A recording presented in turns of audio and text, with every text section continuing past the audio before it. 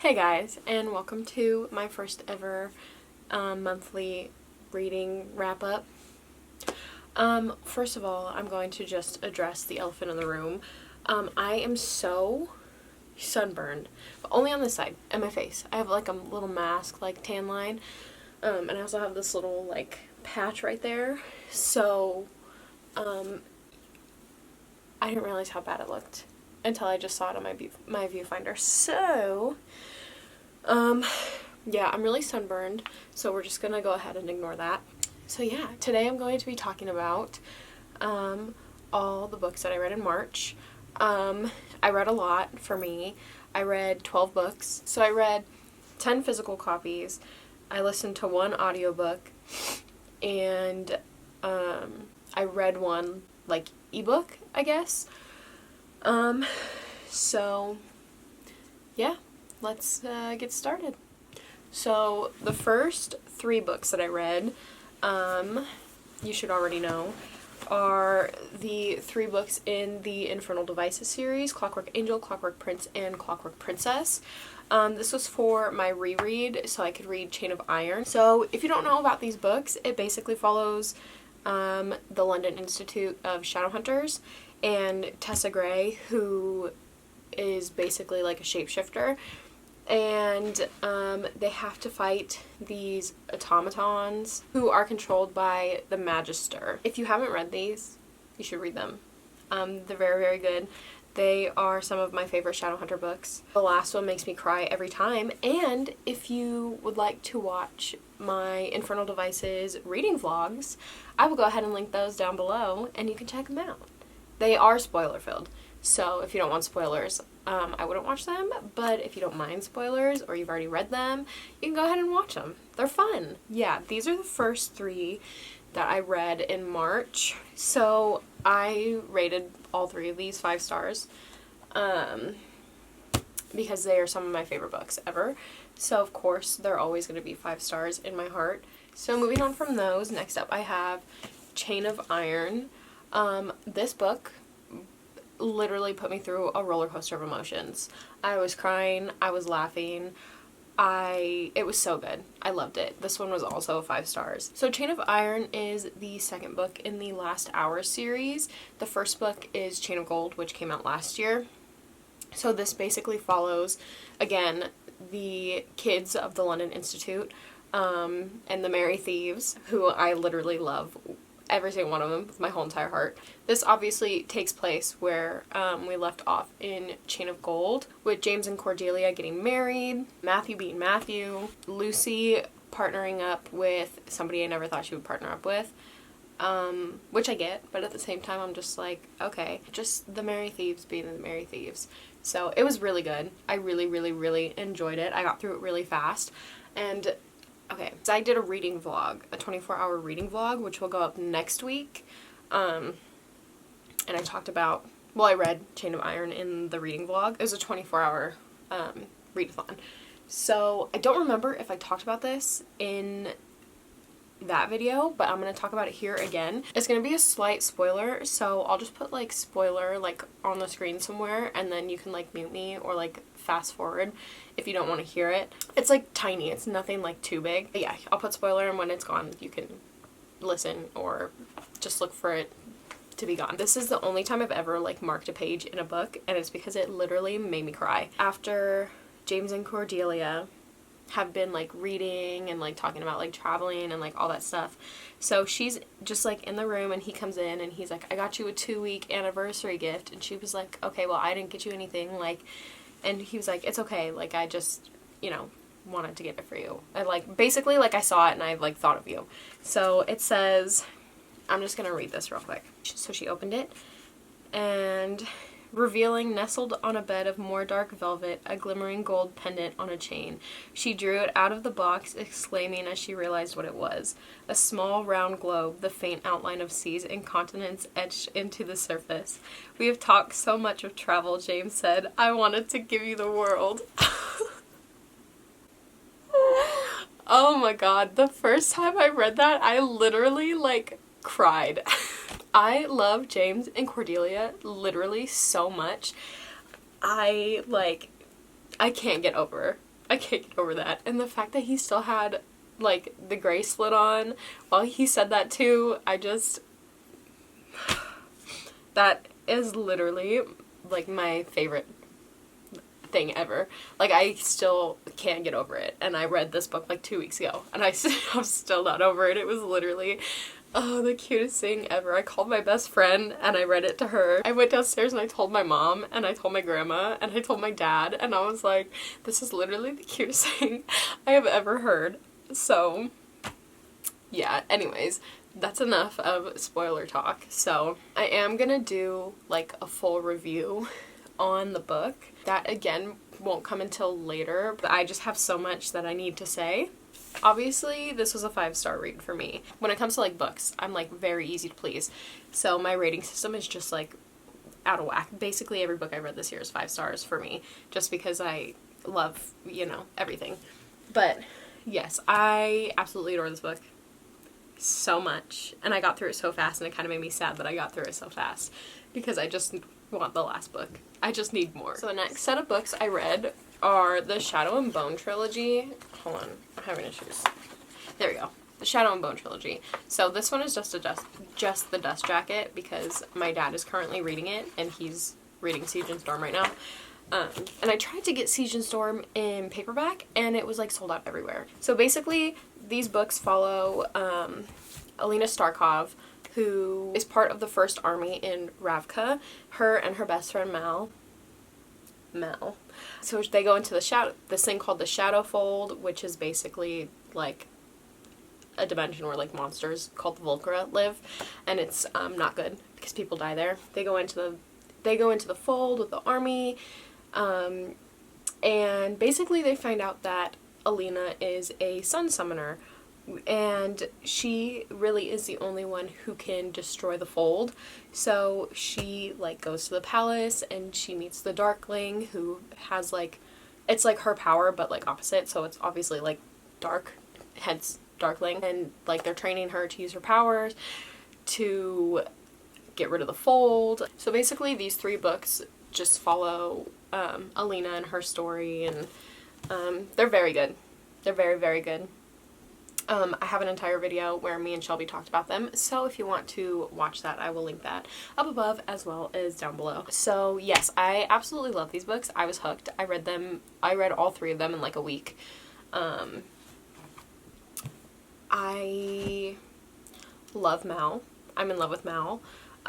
Everybody hates Mal, apparently. I found that out the hard way when I went to TikTok because I really wanted some Mal content. And I got the complete opposite. Well, I got Mal content, but it was bad Mal content, and it made me cry. So, because I'm sensitive. Okay, I'm sensitive. I'm gonna cry because these people don't like Mal. And you know what? There will be absolutely no Mal slander on this channel. I've said it before, I'll say it again. No Mal slander on this channel or on my Twitter. Absolutely none. I would die for him. While we're on the subject of Mal, I finally got my Mal candle. And it, I was gonna say it smells really good, but I still can't smell anything, so I don't really know what it smells like. I have like a slight like hint of smell, and it smells like fresh. It's also green, so. And the description of it is meadow grass, caramzin, and dark woods. And I just love it. I think it's so cute. I'll leave this link down below. And I also got my little Mal bookmark, and he is literally the cutest thing in the world. I love him so much. He is so cute. I will also leave this link down below if you want to get it. She also has like a whole bunch of other bookmarks, as well as the candle shop. They have a whole bunch of different candles for different characters, not just Shadow and Bone, but different book characters and TV show characters and movies and stuff. So I will leave all those linked down below if you want to check them out. In the show that comes out on April 23rd, which I'm sure you are aware of because that's really all, at least on my Twitter, that's all like anybody's talking about. And I understand because I'm also very, very excited. But in the show, when they're in the Shadow Fold, if Mal does not say, "I'll meet you in the meadow," to Alina, then what is the point? Literally, what is the point of the show? I just want to hear him say, "I'll meet you in the meadow." Oh my god. If that does not happen, I will be very upset. I'll be very upset. Because that's like what I was talking about in Chain of Iron. That's my line in this book. Okay, so I'm talking about my ratings. So Shadow and Bone, I ended up rating it 4 stars, which I kind of regret now, because now that I've like sat on it for a few like weeks, I feel like it was a 5-star read for me. And honestly, I said it before, I rated it 4 stars because it was in first person, and I'm not really big on first person books. But I've read so many first-person books in the past, like, month that they're kind of growing on me, so I might change my rating to a 5. So, yeah. This one, Siege and Storm, I did rate 4, and I will keep it at 4 because I thought it was, like, I think it was bad. I thought it was a little boring. Like, the beginning had, like, action, and then the end had action, but, like, everything in between was just kind of like, you know, like,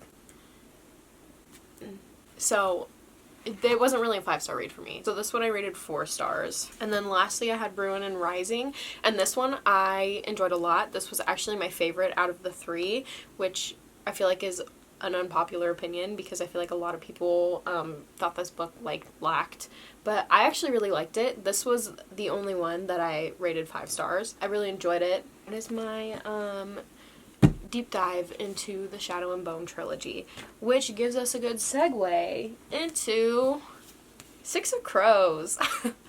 So I just finished this one last week. So this book follows basically like 6 criminals, and they're in the same world as the Shadow and Bone trilogy. It's just, I believe, a few years after everything that happened in Ruin and Rising. And so this follows Kaz, Inez, Jesper, Wylan, Matthias, who I love dearly, and Nina, who I also love dearly. So basically they're hired for this like impossible job of breaking somebody out of prison. And it was really good. I really enjoyed it.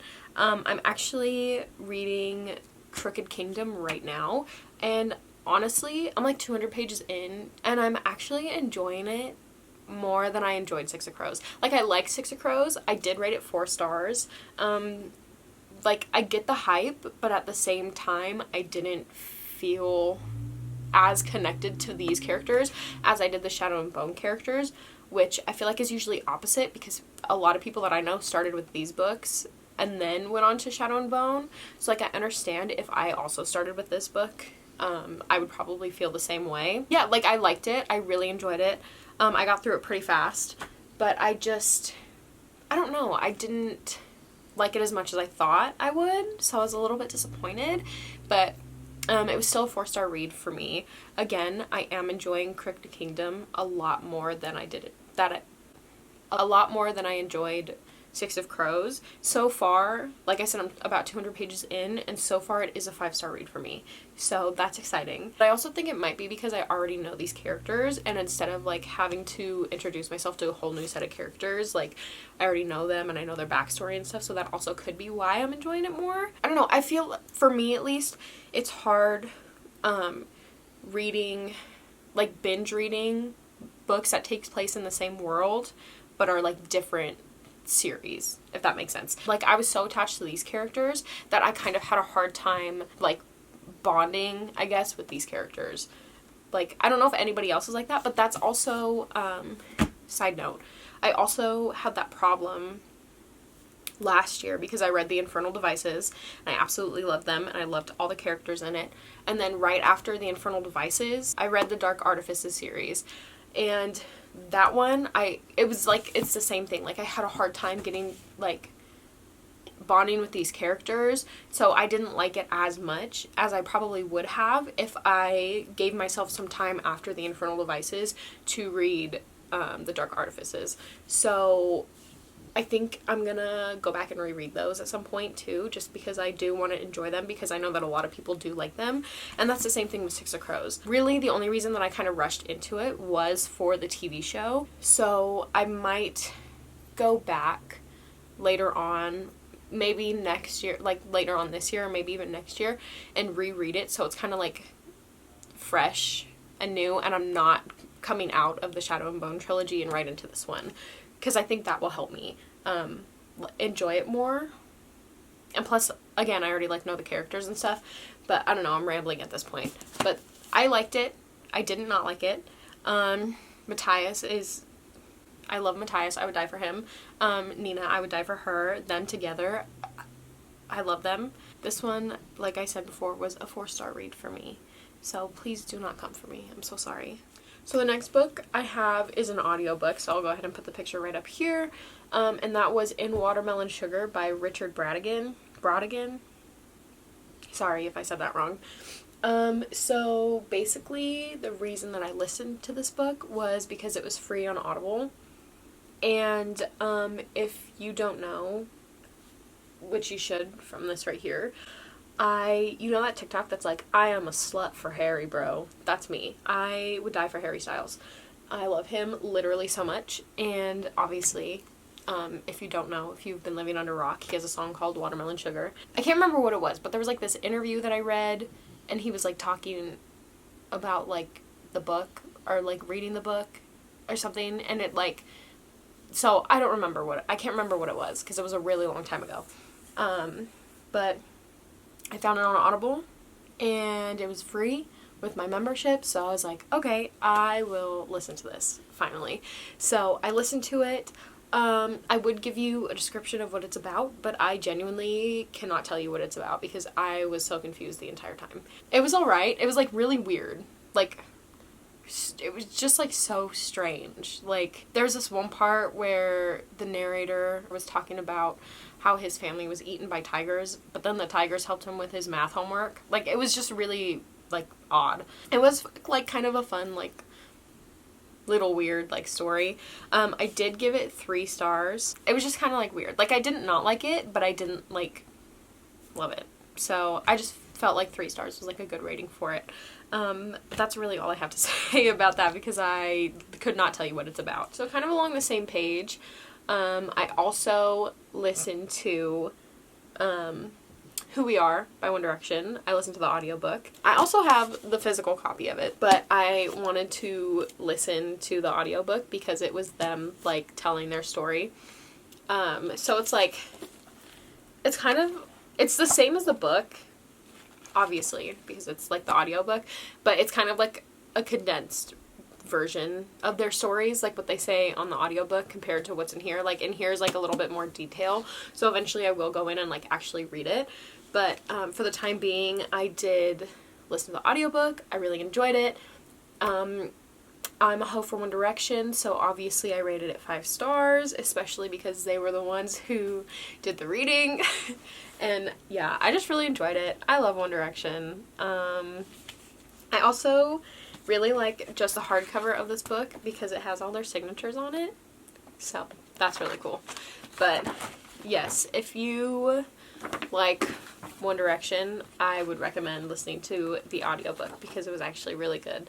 And just, like, hearing them talk about it was just fun. It was fun for me. I enjoyed it. And it's only, like, an hour long. So it's, like, not bad at all. It's, like, and that's just regular speed. So, yeah. 10 out of 10 would recommend. So the next books I read, well, I guess the next graphic novels that I read were Heartstopper Volume 1 and Volume 2. I don't have Volume 2. Katie, from Katie Can't Read, she linked me a website where I guess you can, like, read graphic novels for free. So that's where I read the second one.